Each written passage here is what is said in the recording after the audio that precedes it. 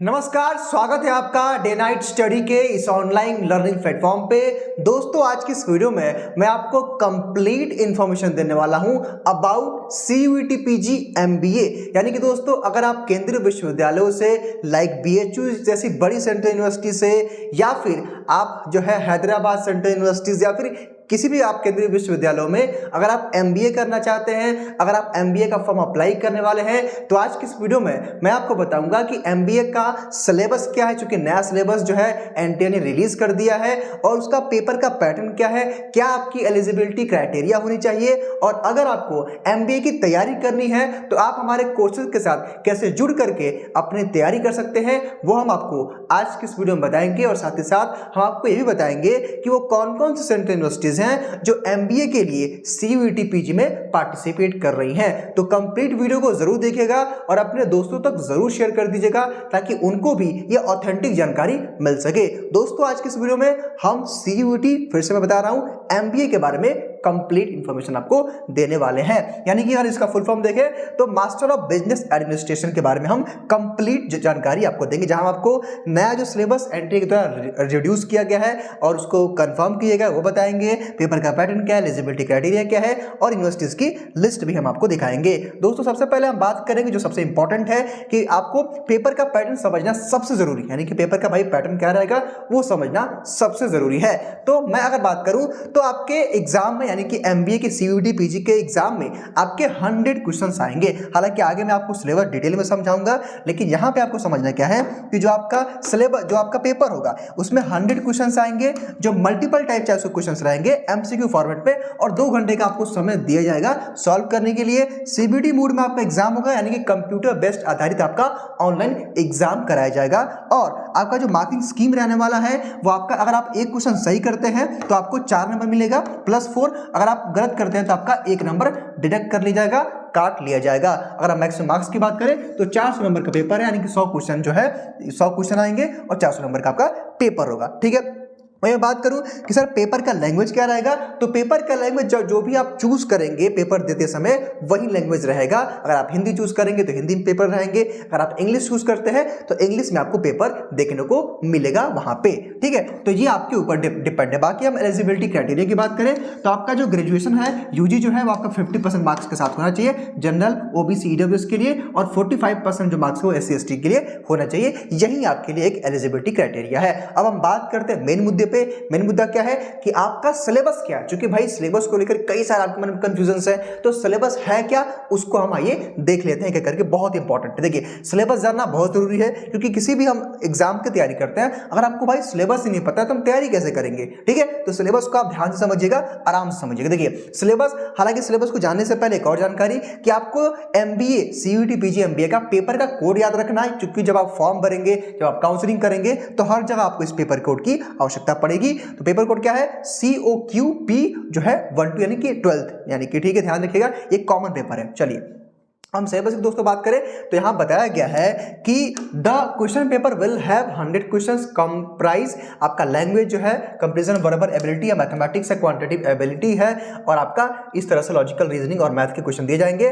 All question will be compulsory, सारे question आपको compulsory कर दिए गए हैं। यहां पर एक जो थोड़ा सा परिवर्तन कह सकते हैं, अच्छी बात हुई है कि आपको हिंदी और इंग्लिश दोनों का ऑप्शन दे दिया गया है, जो चाहे वो क्वेश्चन आप अटेम्प्ट कर सकते हैं। आइए इसको हम डिटेल में समझते हैं। देखिए यहाँ पे मेरे बताने का मतलब ये है भाई कि देखिए यहाँ पे एक चीज मैं और आपको बता देना चाहता हूँ कि भाई क्वेश्चन जो मैं आपको सिलेबस बता रहा हूँ इसका वेटेज क्या रहेगा। देखिए सबसे पहले मैं बात करूँ तो 20 क्वेश्चन आपका जो रहेगा, सॉरी 20 नहीं कहेंगे, 30 क्वेश्चन आपका रहेगा लैंग्वेज का। लैंग्वेज में आपका क्या है, हिंदी इंग्लिश रहेगा 30 क्वेश्चन।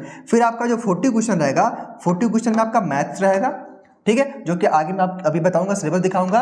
और जो आपका 30 क्वेश्चन रहेगा वो आपका रहेगा रीजनिंग का। ठीक है, तो यहाँ पे एक बात और समझना क्या है कि हो सकता है कि लैंग्वेज में आपसे 20 क्वेश्चन पूछा जाए, हो सकता है कि आपसे लैंग्वेज में 25 क्वेश्चन पूछा जाए, और हो सकता है कि आपसे 30 क्वेश्चन लैंग्वेज में पूछा जाएगा। क्योंकि दोस्तों ये जो रेशियो है ना, इसकी श्योरिटी नहीं है। हालांकि ये भाई 100 क्वेश्चन ही देंगे आपको, लेकिन यही सेक्शन रहेगा आपका, लैंग्वेज रहेगा, आपका मैथ्स रहेगा और आपका रीजनिंग रहेगा। लेकिन ऊपर नीचे क्वेश्चंस का जो सीक्वेंस, हालांकि वो तो अलग रहेगा ही, लेकिन वेटेज जो है वो चेंज हो सकता है। हालांकि मैं मिनिमम बात करूं तो मिनिमम आपको 20 क्वेश्चन देखने को मिलेंगे, हिंदी या इंग्लिश जो भी आप लैंग्वेज लेंगे, और मैक्सिमम 30 क्वेश्चन आपसे लैंग्वेज में पूछे जा सकते हैं। हो सकता है कि यहाँ पे रीजनिंग और मैथ का जो थोड़ा सा वेटेज है वो कम बेसी हो सकता है। ठीक है, कहने का मतलब है कि 70 क्वेश्चन आपको करने हैं जो है आपके मैथ रीजनिंग से। ठीक है, आइए उसका हम सिलेबस देखते हैं। देखिए सिलेबस जाना जरूरी है। देखिएगा आप देखिए यहाँ पे अगर हम बात करें इंग्लिश में, आपसे क्या पूछेगा, इंग्लिश ग्रामर पूछेगा, इंग्लिश यूज के एरर पूछेगा, आपके जंबल पैरा पूछेगा, जो है सेंटेंस करेक्शन पूछेगा, सेंटेंस जो है इंप्रूवमेंट पूछेगा,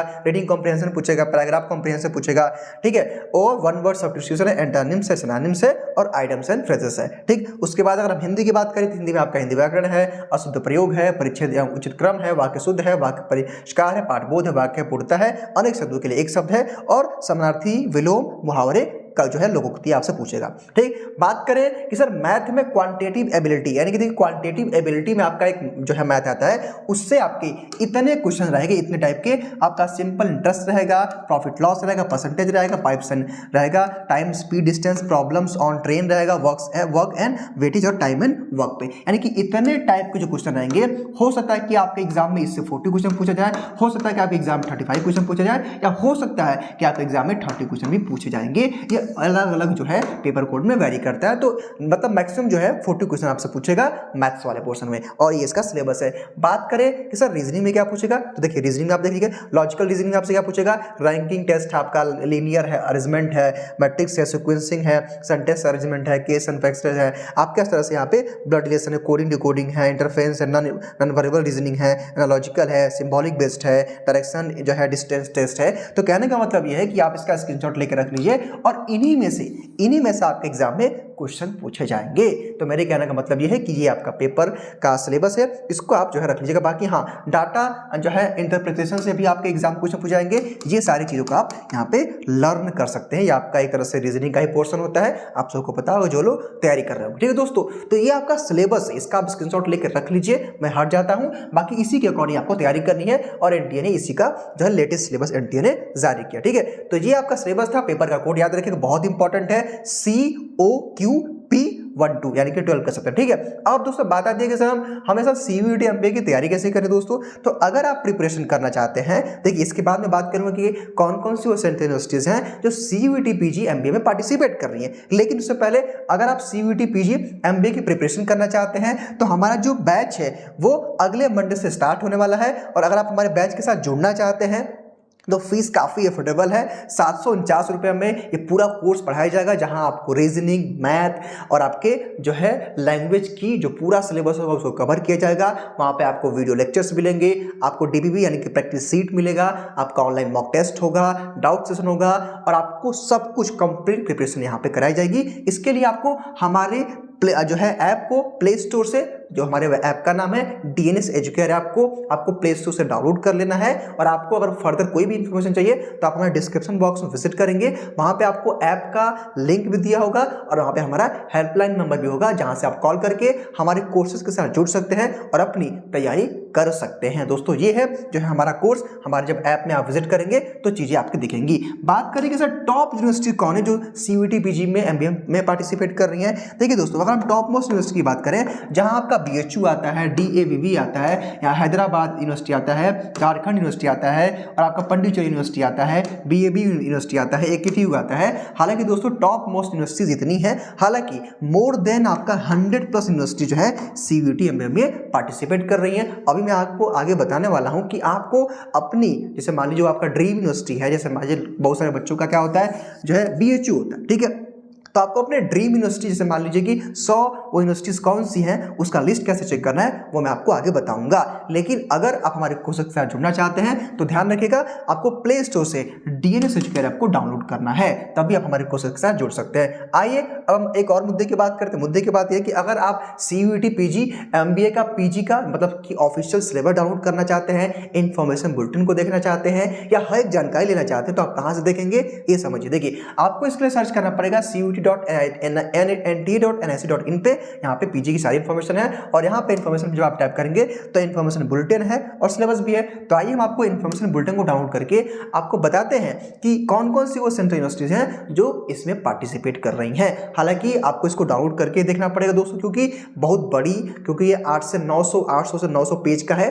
तो हर चीज बताना वीडियो में संभव नहीं है। तो ये common university entrance test for post graduation जो है 2023, और इसमें सारी चीज़ देखिए, सारी चीज़ लिखा हुआ है। जैसे यहाँ पे देखा है भाई, जो है यहाँ पे इंपॉर्टेंट जो है इन्फॉर्मेशन दिया है यहाँ पे about national testing agency, about central universities, about CUET PG, role of NTA, examination scheme, mode of examination, सब कुछ यहाँ पे दिया गया है। तो अगर आप आएंगे तो पूरी कौन कौन सी वो सेंट्रल यूनिवर्सिटी जो आप पार्टिसिपेट कर रही है वो यहाँ पे आपको बताया जाएगा। दोस्तों मैं अगर बात करूँ तो आप 400 के आसपास, मतलब 400 के पेज जो है, 400 पेज के आसपास अगर आप आएंगे तब यहाँ पे मेरे ख्याल से आपको दिखेगा कि कौन कौन सी वो सेंट्रल यूनिवर्सिटीज हैं जो पार्टिसिपेट कर रही हैं। ठीक है, क्योंकि लिस्ट काफ़ी लंबी है और एक काफ़ी बड़ा PDF है। ठीक है, छोटा मोटा PDF नहीं है। और आप 400-500 पेज के आसपास आएंगे तो यहाँ पे दिखेगा। देखिए, जैसे मान लीजिए कि MA के लिए कौन सी यूनिवर्सिटी है जो अपने यहाँ कोर्सेज के लिए दे रही है, क्या उसकी एलिजिबिलिटी क्राइटेरिया है। हालांकि दोस्तों एलिजिबिलिटी क्राइटेरिया मैंने आपको ओवरऑल बता दिया है। ठीक है, बाकी यहाँ से आप डाउनलोड करके इसको पढ़ सकते हैं। यहाँ पे MA कोर्सेज है, उसके बाद MBA का होगा। हालांकि कॉमन वाला पेपर ऊपर होगा। ठीक है, स्टार्टिंग में ही कॉमन का पेपर होगा।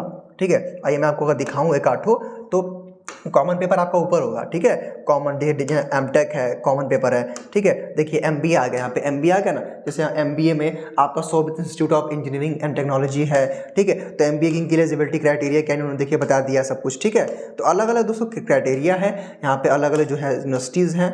जैसे आपका है, उसके बाद डॉक्टर भीमराव अंबेडकर यूनिवर्सिटी है MBA के लिए। उसके बाद university of engineering and technology Roorkee है, द ICFI जो है यूनिवर्सिटी है। ठीक है दोस्तों, कहने का दोस्तों मतलब ये है कि इस तरह से आप अलग अलग सेंट्रल यूनिवर्सिटीज़ के एलिजिबिलिटी क्राइटेरिया को चेकआउट कर सकते हैं यहाँ से, और क्या क्या उनका पेपर का पैटर्न होगा आप देख सकते हैं। हालांकि जो मैंने पेपर का पैटर्न बताया है वो सबके लिए सेम रहने वाला है। तो फिलहाल दोस्तों आज की इस वीडियो में केवल इतना ही। उम्मीद करता हूँ कि आज का वीडियो आपके लिए काम कर रहा होगा, इन्फॉर्मेटिव रहा होगा। तो वीडियो को लाइक करके अपने दोस्तों को जरूर शेयर कर दीजिएगा। Thank you so much.